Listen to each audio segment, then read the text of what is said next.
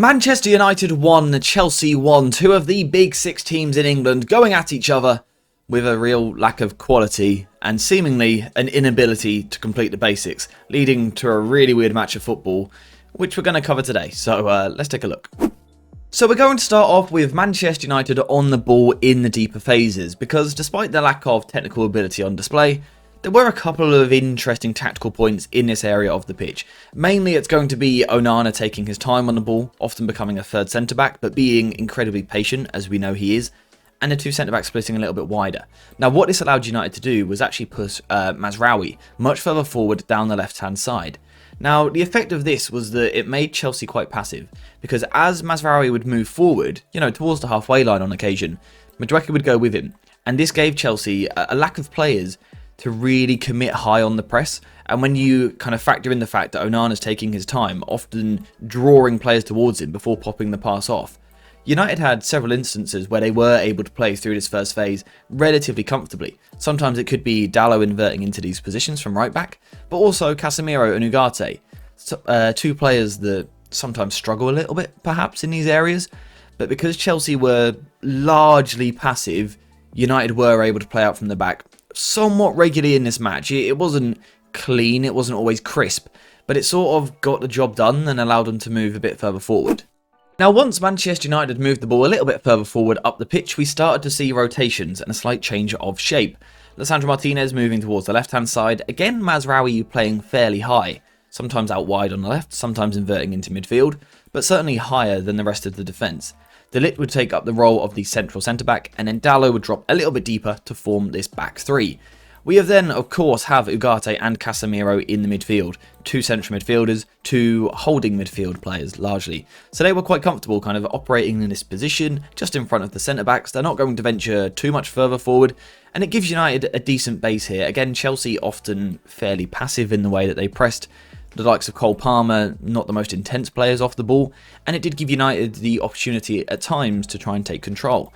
In terms of the rest of the shape, it was in some form of 3-box-3. Sometimes it would be Garnacho on the right, sometimes it was Marcus Rashford.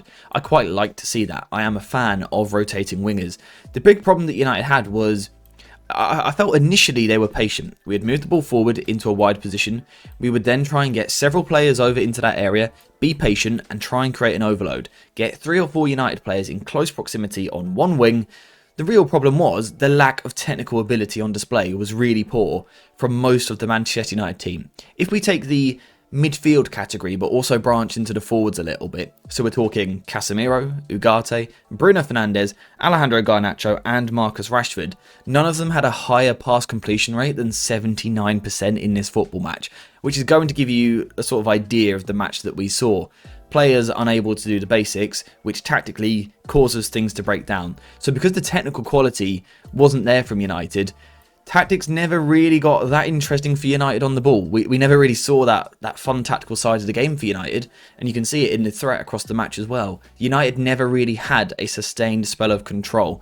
So United's better situations actually came when we were defending and then looking to counter. So let's look at some of those defensive situations now. How were Manchester United looking to approach this game out of possession? Well, again, a bit like Chelsea, it was often fairly passive. This wasn't a Manchester United side looking to use a gegenpressing system, squeezing incredibly high up the pitch to try and win the ball.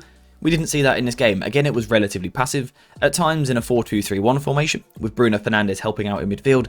At times it was more of that 4-2-2-2 or the 4-2-4 that we have seen quite a lot of this season. But basically it seems like the plan was to let Chelsea have the ball initially, and then Manchester United, what we're going to do is give ourselves 4 players here sort of blocking passes into the middle of the pitch.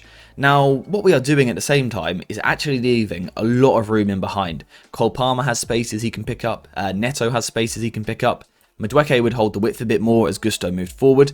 There were a lot of pockets in behind this Manchester United front 4, but because the front 4 was compact enough, I'm not going to say it's perfect, but because they were compact enough, a lot of the time, Chelsea really struggled to move the ball forward into these gaps. They struggled to find these holes, and actually this really felt like the game plan for Manchester United. Try and leave these gaps, bait Chelsea to play in there, and then go win the ball back. Now United were of course helped by some horrendous passing from Chelsea. Again, the technical side from Chelsea was nowhere near good enough. But United are waiting for situations like this. You can see we've got forwards fairly high here. We've got Garnacho, Bruno Fernandes, Højlund all near each other. We're waiting for this pass in here, and that's when we're going to lock on and be aggressive. Casemiro pounces in the middle of the pitch, wins the ball, and then we look to transition. It's quite effective. The problem was on the transition we were quite poor, but you can see what we're trying to do here. Trap them, force them into the middle of the pitch, and then try and pounce. And this pattern was kind of there throughout the game. Again, we're trying to bait this pass in here. The pass goes through from Levi Colwill into the feet of Nicholas Jackson. Jackson takes a really poor touch. Again, no technical quality on display at all. Bruno Fernandes wins the ball back, and once again, Manchester United find themselves in a really good transitioning position. We've got another example, 35th minute of the game. Reece James with a really loose ball into the centre of the pitch. Who's there to win it? Manu Ugarte on this occasion. Wins the ball in the middle, looks to drive forward. Again, this is a really good position to be in for United. We are a side that pride ourselves on our transitioning threat. The threat was there throughout the game. The execution, on the other hand, was not. It was really poor. Again, in the second half, this continued throughout the match. Caicedo with a loose ball in midfield, Casemiro wins the ball back, and Manchester United looked to transition. In terms of, from a tactical point of view, United could have been hurt in this game because Gusto was finding some really nice pockets, and Cole Palmer was doing something similar on the left, kind of drifting into these areas. There were pockets of space for these guys to move into, and when they were doing that, Casemiro could be dragged out this side. We saw a couple of instances of that. But also Ugarte on the other side as well. It was possible, tactically, to stretch Manchester United. The problem, really, for both teams was the technical level was so low in this game that, like I said earlier, the tactics almost never become interesting. This wasn't a case of two managers playing a chess match, two teams going at it and the small tweaks going to make a big difference. That wasn't the case in this game at all, because the players struggled to perform the basics. Neither side really ever got that platform to go and excel in any department. And because of that, both teams were very reliant on the transition. And as a result, you end up with a chaotic transitional football match. Neither side really ever taking control of the game for large parts. I think for me, United were the more threatening team in transition. The final decision was just horrendous. And I also didn't feel that the substitutes worked particularly well or made a lot of sense. But that was also partly due to the team that we started with. You see, when you start with Rasmus Højlund, Marcus Rashford and Garnacho on the pitch, you have three very direct players across that front line. Now, I don't think any of them played particularly well. Garnacho, of course, in particular, had a really bad game. Unfortunately, he's a young player, he'll be fine. But he had a really bad game. The problem is, when you start with your three direct players, no creative players, you lack that kind of subtlety in the final third. But then when you make your changes as well, and you bring a couple of players on, what United then ended the game with was mostly creative players, but then that lack of runner. I mean, I know Garnacho was still on the pitch, but he was having a bad game. He wasn't the player to pass to last night. But also, by this stage in the game, physically he looked really tired. So early on, United had all this transitioning threat and really good runners, but no one to find the pass and make the right touch. And then the last 20-25 minutes of the game, we lost the transitioning threat because we had players that wanted to come towards the ball, and the one who did want to go in behind was having a bad game and was struggling physically. So the substitutes didn't really work for me in this game. I think Van Nistelrooy got that a little bit wrong, and it comes down to the starting 11. When you start with that team, you do limit yourself with the impact from the bench. So all in all, I think you can sort of tell my reaction here to this game. It's a really weird football match. I don't think this requires a massive tactical breakdown because the tactics never really got going. In terms of where this leaves Manchester United, I don't think it's a bad point at all. If we can go on and win the next two games, it's good for Van Nistelrooy. We would be 4 games unbeaten, 3 wins in 4.